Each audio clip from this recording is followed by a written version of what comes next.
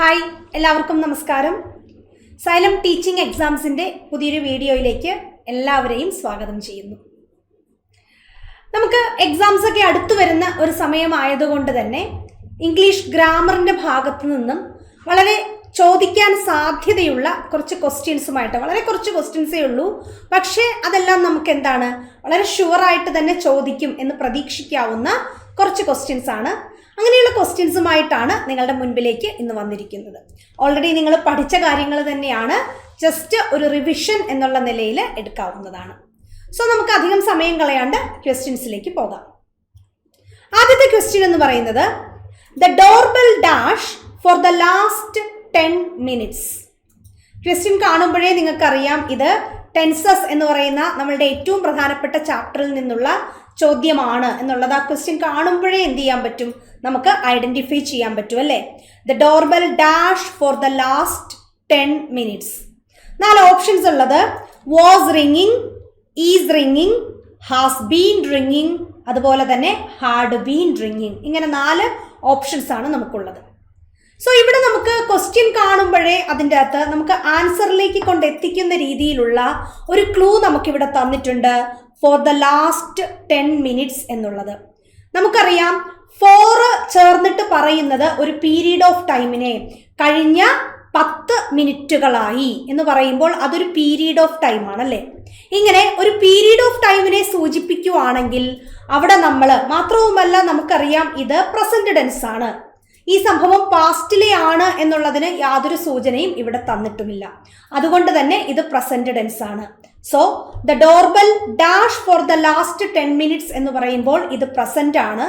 ആ ഒരു period of time എടുത്തു പറഞ്ഞിരിക്കുന്നത് കൊണ്ട് തന്നെ ഇത് നമുക്ക് പറയാം ആ പീരീഡ് ഓഫ് ടൈമിൽ കണ്ടിന്യൂവസ് ആയിട്ട് നടന്നുകൊണ്ടിരിക്കുന്നത് എന്ന് പറയുമ്പോൾ പാസ്റ്റിൽ ആരംഭിച്ച് 10 മിനിറ്റുകൾക്ക് മുൻപ് ആരംഭിച്ച് ഇപ്പോഴും തുടർന്നുകൊണ്ടിരിക്കുന്ന പ്രവൃത്തി. അങ്ങനെയുള്ളതിനെ സൂചിപ്പിക്കാൻ നമ്മൾ പ്രസന്റ് പെർഫെക്റ്റ് കണ്ടിന്യൂസ് ടെൻസിനെയാണ് കൊടുക്കുന്നത്. സോ നമ്മുടെ ആൻസർ വരുന്നത് the doorbell has been ringing for the last 10 minutes. Clear? അടുത്ത ചോദ്യത്തിലേക്ക് പോകാം. On hot days we usually dash for a swim. On hot days we usually dash for a swim. Are going, have gone, have been going, go. ഇതാണ് നമ്മളുടെ 4 options. Already question നോക്കുമ്പോഴേ നമുക്കറിയാം ആ ക്വസ്റ്റ്യനിൽ വളരെ പരിചയമായിട്ടുള്ള ഒരു ക്ലൂ വേർഡ് തന്നിട്ടുണ്ട്, usually. Usually, daily, regularly, always, every day എന്നൊക്കെ പറയുന്നത് ഹാബിച്വൽ ആക്ഷനെ സൂചിപ്പിക്കുന്നതിന് വേണ്ടി നമ്മൾ ഉപയോഗിക്കുന്ന എന്താണ് ക്ലൂ വേർഡ്സ് ആണ്, അല്ലെങ്കിൽ ടൈം വേർഡ്സ് ആണ്.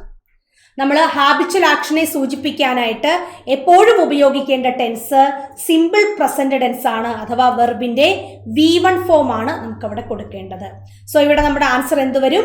On hot days we usually go for a swim. Okay, അടുത്ത ചോദ്യം. The students of our school dash given a challenging task yesterday. The students of our school dash given a challenging task yesterday.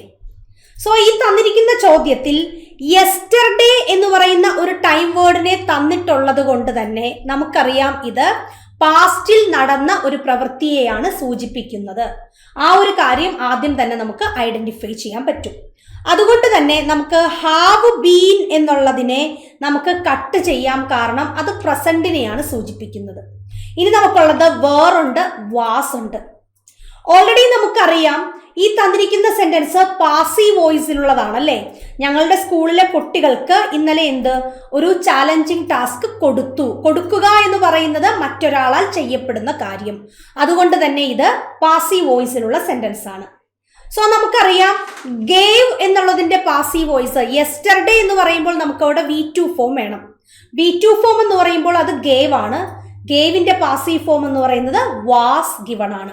പക്ഷേ the students of our school എന്നാണ് പറഞ്ഞിരിക്കുന്നത്. അത് plural ആയതുകൊണ്ട് തന്നെ was അല്ല വേണ്ടത്, ഏതാണ്? Were given. അപ്പൊ നമുക്ക് ആൻസർ വരുന്നത് the students of our school were given a challenging task yesterday.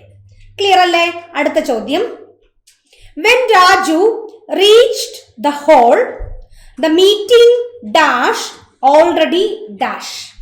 When Raju reached the hall, Raju ഹോളിൽ എത്തിയപ്പോഴേക്കും. ഇവിടെ നമുക്ക് രണ്ടാമത്തെ ഭാഗത്ത് ഏത് വേർഡ് തന്നിട്ടുണ്ട്? ഓൾറെഡി എന്നുള്ള വേർഡ് തന്നിട്ടുണ്ട്. ഓൾറെഡി എന്ന് പറയുമ്പോൾ ഇവിടെ പറഞ്ഞിരിക്കുന്ന പ്രവൃത്തിക്കും മുൻപേ എന്നുള്ള മീനിങ് കിട്ടുന്നുണ്ട്. അതുകൊണ്ട് തന്നെ നമുക്കറിയാം ഇവിടെ ഒരെണ്ണത്തിന് ശേഷം മറ്റൊരെണ്ണം നടന്നു എന്ന രീതിയിലുള്ള രണ്ട് പാസ്റ്റ് കാര്യങ്ങളെയാണ് പറഞ്ഞിരിക്കുന്നത്. ഇങ്ങനെയുള്ള രണ്ട് പാസ്റ്റ് കാര്യങ്ങളെ പറയുമ്പോൾ അതിൽ ആദ്യം പറഞ്ഞിരിക്കുന്ന കാര്യത്തിനെ സൂചിപ്പിക്കുന്നതിന് വേണ്ടിയിട്ട് നമ്മൾ ഹാഡ് V3 എന്നുള്ള ഫോർമാറ്റിലുള്ള പാസ്റ്റ് പെർഫെക്റ്റ് ടെൻസിനെയും രണ്ടാമത് നടന്നിരിക്കുന്ന കാര്യത്തിനെ സൂചിപ്പിക്കുന്നതിന് വേണ്ടിയിട്ട് നമ്മൾ വെർബിന്റെ V2 ഫോമിനെയുമാണ് കൊടുക്കേണ്ടത്. അപ്പൊ ഓൾറെഡി രാജു ഹോളിൽ എത്തിയപ്പോഴേക്കും മീറ്റിംഗ് എന്ത് ചെയ്തിരുന്നു? മീറ്റിംഗ് ആരംഭിച്ചിരുന്നു. അപ്പൊ ഇവിടെ ആദ്യം നടന്നത് മീറ്റിംഗ് ആരംഭിക്കുക എന്നുള്ളതാണ്. അതിന് നമ്മൾ ഹാഡ് V3 കൊടുക്കണം. അപ്പൊ ഇവിടെ ഹാഡും വരണം, ബിഗിൻ എന്നുള്ളതിന്റെ V3 ഫോം ബിഗൺ എന്നുള്ളതാണ്. അങ്ങനെ നോക്കുമ്പോൾ നമ്മുടെ ആൻസർ വരുന്നത് തേർഡ് ഓപ്ഷൻ ആണ്. Okay, next one, let us have a cup of tea. ചോദ്യം കാണുമ്പോഴേ നിങ്ങൾക്കറിയാം ക്വസ്റ്റ്യൻ ടാഗിൽ നിന്നുള്ള ക്വസ്റ്റ്യൻ ആണ്. ഓൾറെഡി നമുക്ക് എല്ലാവർക്കും വളരെ നന്നായിട്ട് അറിയാവുന്ന ഒരു ക്വസ്റ്റ്യൻ ആണ് ലെറ്റസ്. ലെറ്റസിലോ ലെറ്റ്സിലോ ഒരു സ്റ്റേറ്റ്മെന്റ് ആരംഭിച്ചു കഴിഞ്ഞാൽ അങ്ങനെയുള്ള ക്വസ്റ്റ്യൻസിന്റെ അല്ലെങ്കിൽ അങ്ങനെയുള്ള സ്റ്റേറ്റ്മെന്റ്സിന്റെ ക്വസ്റ്റ്യൻ ടാഗ് ഉണ്ടാക്കുന്നതിന് വേണ്ടിയിട്ട് നമ്മൾ വേറൊന്നും അവിടെ ആലോചിക്കേണ്ട കാര്യമില്ല അല്ലേ? നമ്മൾ എന്തെഴുതിയാൽ മതി? ഇവിടെ നമ്മൾ നോർമൽ രീതിയിൽ സ്റ്റേറ്റ്മെന്റ് പോസിറ്റീവ് ആണോന്നോ നെഗറ്റീവ് ആണോന്നോ അല്ലെങ്കിൽ അതൊരു ഓക്സിലറി വെർബിനെ ഉൾക്കൊള്ളിട്ടുള്ള സ്റ്റേറ്റ്മെന്റ് ആണോന്നോ ഇതൊന്നും നോക്കേണ്ട കാര്യമില്ല. ലെറ്റ്സിലോ ലെറ്റസിലോ ഒരു സ്റ്റേറ്റ്മെന്റ് ആരംഭിച്ചാൽ അതിന്റെ ക്വസ്റ്റ്യൻ ടാഗ് എല്ലായ്പ്പോഴും ആരായിരിക്കും? ഷാൾ വി എന്നുള്ളതായിരിക്കും. ഓക്കെ, അടുത്തത്, he died dash his own hands. ഇവിടെ പറഞ്ഞിരിക്കുന്നത് അവന്റെ കൈ കൊണ്ട് തന്നെ മരിച്ചു, സ്വയം മരിച്ചു എന്നാണ് പറഞ്ഞിരിക്കുന്നത്. എപ്പോഴും ഓർത്തോളുക, ഡൈ എന്ന് പറയുന്ന പ്രിപ്പോസിഷൻ, ഡൈ എന്ന് പറയുന്ന വെർബ് വളരെ പ്രധാനപ്പെട്ടതാണ്.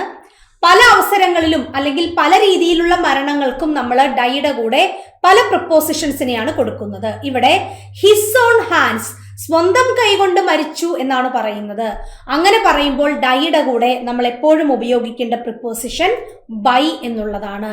He died by his own hands. നമ്മൾ ഡൈയുടെ കൂടെ ഓഫ് ഉപയോഗിക്കാറുണ്ട്. ഓഫ് ഉപയോഗിക്കുന്നത് നമ്മൾ ഏതെങ്കിലും ഒരു അസുഖം മൂലം മരിച്ചു എന്ന് പറയുന്ന സന്ദർഭങ്ങളിലാണ് നമ്മൾ ഏറ്റവും കൂടുതലായിട്ട് ഡൈയുടെ കൂടെ ഓഫ് ഉപയോഗിക്കുന്നത്. അതുപോലെ തന്നെയാണ് നമ്മൾ ഇപ്പോൾ ഹാർഡ് വർക്ക് മൂലം മരിച്ചു എന്നൊക്കെ പറയുവാണെങ്കിൽ അവിടെയും നമുക്ക് ഡൈയുടെ കൂടെ ഫ്രം ഉപയോഗിക്കാം. ഇനി ഒരു രാജ്യത്തിന് വേണ്ടിയോ സ്വാതന്ത്ര്യത്തിന് വേണ്ടിയോ ഒക്കെയാണ് മരിക്കുന്നതെന്ന് പറയുവാണെങ്കിൽ അവിടെ നമുക്ക് ഡൈയുടെ കൂടെ ഉപയോഗിക്കാവുന്ന പ്രിപ്പോസിഷനാണ് ഡൈ ഫോർ എന്നുള്ളത്. അതേസമയം ഒരു ആക്സിഡന്റിലാണ് മരിക്കുന്നത് എന്ന് പറയുവാണെങ്കിൽ അവിടെ നമുക്ക് കൊടുക്കാം ഡൈ ഇൻ ആൻ ആക്സിഡന്റ് എന്ന് കൊടുക്കാവുന്നതാണ്. സോ അപ്പം ഇത്രയും കാര്യങ്ങൾ വളരെ പ്രധാനപ്പെട്ടതാണ്, ഓർത്തു വയ്ക്കുക. ഹിസ് ഓൺ ഹാൻഡ്സ് എന്ന് പറയുമ്പോൾ നമ്മൾ എപ്പോഴും അവിടെ ഉപയോഗിക്കുന്ന preposition die by his own hands എന്നുള്ളതാണ്. He has been living in Delhi dash 1995. He has been living in Delhi dash 1995. ഇവിടെ നമുക്കറിയാം ഹാസ് ബീൻ ലിവിംഗ് എന്നുള്ള പ്രസന്റ് പെർഫെക്റ്റ് കണ്ടിന്യൂസ് ടെൻസിനെ ഉപയോഗിക്കുന്നത് തന്നെ ഒരു പീരീഡ് ഓഫ് ടൈമിൽ നടക്കുന്ന കാര്യങ്ങളെ സൂചിപ്പിക്കാനാണ്. സോ പീരീഡ് ഓഫ് ടൈം ആണെങ്കിൽ നമ്മൾ അതിന്റെ മുൻപിൽ ഫോർ എന്നും, ഇതേപോലെയുള്ള പോയിന്റ് ഓഫ് ടൈം ആണ് പറയുന്നതെങ്കിൽ നമ്മൾ അതിന്റെ മുൻപിൽ ആരെയാണ് കൊടുക്കുന്നത്? സിൻസ് എന്നുള്ള പ്രിപ്പോസിഷനുമാണ് കൊടുക്കുന്നത്. സോ ഇവിടെ നമ്മുടെ ആൻസർ വരുന്നത് he has been living in Delhi since 1995. Okay, if you help to him he dash you. കാണുമ്പോഴേ നമുക്കറിയാം ഈഫ് ചേർന്ന് വരുന്ന കണ്ടീഷണൽ സെന്റൻസസിൽ നിന്നുള്ള ക്വസ്റ്റ്യൻ ആണ്. ഇവിടെ നമ്മൾ നോക്കേണ്ടത് ഈഫ് ചേർന്ന നമ്മളുടെ ഈഫ് ക്ലോസിൽ തന്നിരിക്കുന്ന വെർബ് ഏതാണ് എന്നുള്ളതാണ് ആദ്യം തന്നെ നോക്കേണ്ടത്. ഏതാണ് നമുക്ക് ഈഫ് ചേർന്ന ഭാഗത്ത് വന്നിരിക്കുന്ന വെർബ്? ഹെൽപ്ഡ് എന്നുള്ള V2 ഫോം ആണ് ഇവിടെ വന്നിരിക്കുന്നത്.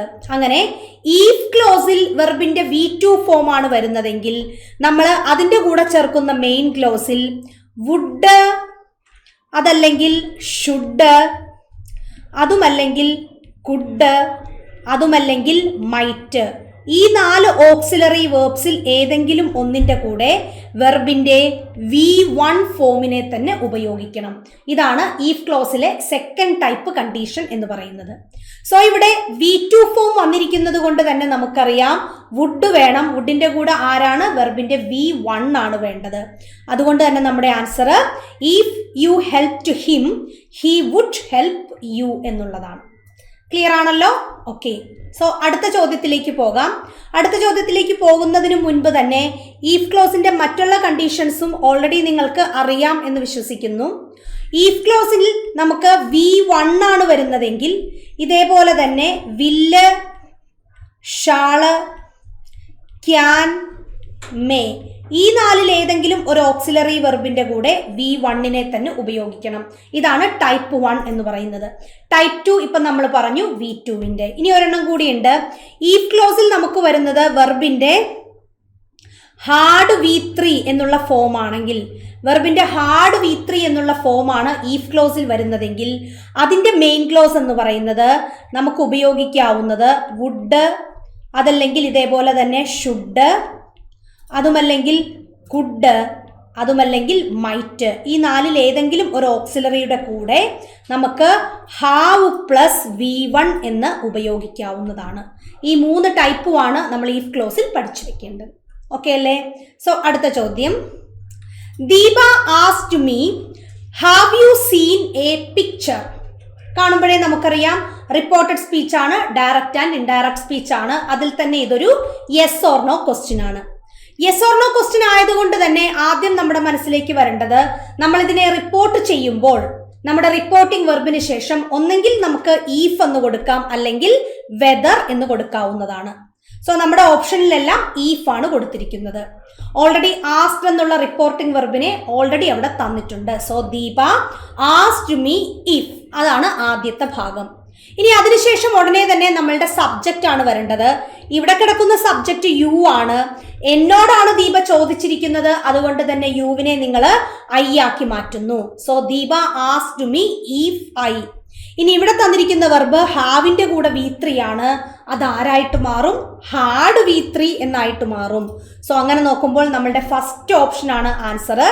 Deepa asked me if I had seen a picture. Okay, next one. I ate a banana. Write the passive form. ഇവിടെ നമുക്ക് ഐ ഏറ്റ് എ ബനാന എന്ന് പറയുന്ന എന്താണ് തന്നിരിക്കുന്നത്? ഒരു ആക്റ്റീവ് വോയിസിലുള്ള സെന്റൻസ് ആണ് തന്നിരിക്കുന്നത്. ഇതിനെ എന്ത് ചെയ്യണം? പാസീവ് വോയിസിലേക്ക് നമ്മൾ ചേഞ്ച് ചെയ്യണം. നമുക്കറിയാം പാസീവ് വോയിസിലേക്ക് മാറ്റുമ്പോൾ നമ്മൾ ആദ്യം നോക്കേണ്ടത് ഇവിടുത്തെ ഒബ്ജക്റ്റിനെയാണ്. അത് എ ബനാന എന്നുള്ളതാണ്. അത് സിംഗുലാർ ആണ്. ഇനി അടുത്തത് ഇവിടുത്തെ വെർബ് ഏറ്റ് ആണ്. ഏറ്റ് എന്ന് പറയുന്നത് വെർബിന്റെ V2 ഫോം ആണ്. V2 ഫോമിനെ നമുക്ക് വാസ് V3 വേർ V3 എന്നാക്കാം. എ ബനാന എന്നുള്ളത് സിംഗുലാർ ആയത് കാരണം തന്നെ അതിന്റെ കൂടെ വാസ് ഉപയോഗിക്കുന്നു. ഏറ്റിന്റെ V3 form eaten. So a banana was eaten by me എന്നുള്ളതാണ് ഇവിടുത്തെ ആൻസർ. ഓക്കെ, സോ അപ്പം ഏറ്റവും പ്രധാനപ്പെട്ട കുറച്ച് ക്വസ്റ്റ്യൻസ്, ഏറ്റവും പ്രധാനപ്പെട്ട ഗ്രാമറിലെ കുറച്ച് പോർഷൻസുമായിട്ടാണ് നിങ്ങളുടെ മുൻപിലേക്ക് വന്നത്. സോ എല്ലാവർക്കും പറഞ്ഞ കാര്യങ്ങൾ അത്രയും ക്ലിയർ ആയെന്ന് വിശ്വസിക്കുന്നു, കാര്യങ്ങൾ മനസ്സിലായി എന്ന് വിശ്വസിക്കുന്നു. അപ്പൊ ഇതേപോലെ ഉപയോഗപ്രദമായ വീഡിയോസുമായിട്ട് നമുക്ക് വീണ്ടും കാണാം. So thank you all.